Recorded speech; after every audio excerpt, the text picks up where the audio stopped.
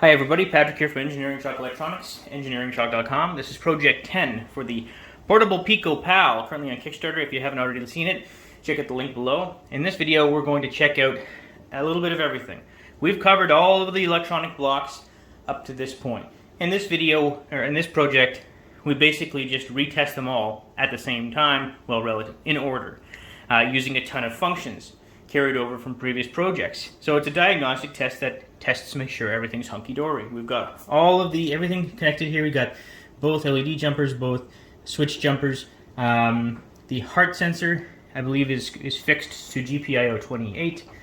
We've got the microphone connected, the light sensor and the buzzer connected. We don't have the battery backup connected, but that'll be another video entirely. And there's also going to be another video for the heart sensors. So now, without further ado, we need to connect our heart sensor. In order to do that, we want to make sure that we have powered off. Connect your heart sensor, whether it be the clip or the Velcro, to the heart jack, and a powered speaker to your audio jack. So at the bottom of the code, we've got a while true loop. This is the main loop of the program. So I've got while set to true, while true, which essentially means because there's no real condition here, this is always going to loop. First thing that happens is we run system diagnostics to the shell, place a value of 0, a byte value of 0 into hold, and then we call play audio. And play audio is a function that takes the value in hold and plays that relative audio byte that's being pointed to by hold. And you can check the library and the pointer set in the Little Buddy Talker library in the project page in the Kickstarter link below. After the audio byte is played, we sample light and turn it into voltage. So we expect to see between 0 and 3.3 volts depending on the light in the room, and it'll print that to the shell. Sample audio does the same thing, only with sound. I don't expect to see much voltage on the line because we're going to be relatively quiet, and it's just a quick test. Then noise test. Waits for a... And from there we sleep for a short bit, we buzz, we call the buzz function, which beeps a few times, you just heard that. Then we call the dip switch states function, which we've seen before in previous projects. It tells us the state of the dip switches. Then we call heart rate, which basically just flashes the LED on the board in accordance with your heart rate. Then we do heartbeat average.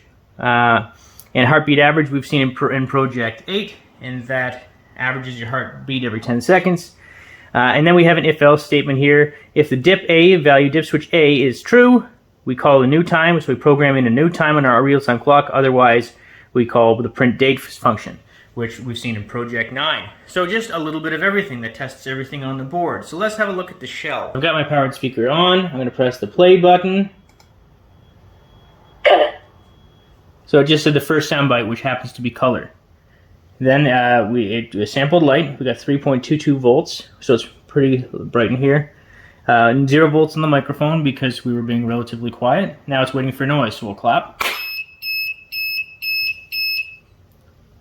Now the heartbeat function is playing, which is just flashing the LED on the main board every time my heart beats. Then I will press SW2, switch 2, to skip to the next program, which averages my heartbeat.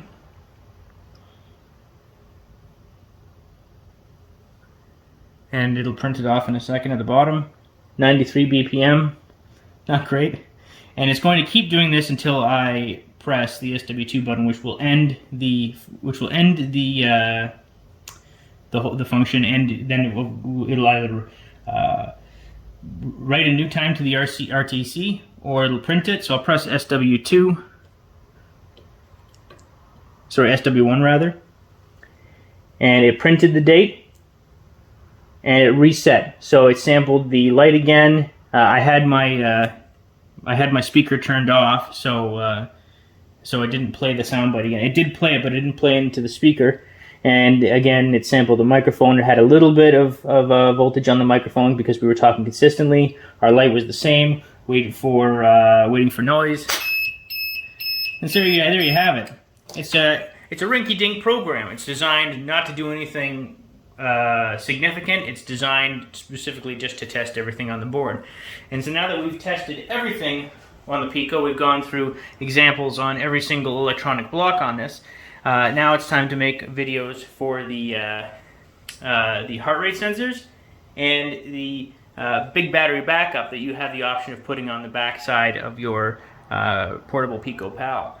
So look forward to those. I'll probably do those in a week or two because I've got a lot of work to catch up on the Sleep Keeper, which is another part of this Kickstarter. So if you haven't already, check out the link below. Thanks for watching, everyone. I hope you have a wonderful weekend. Take care.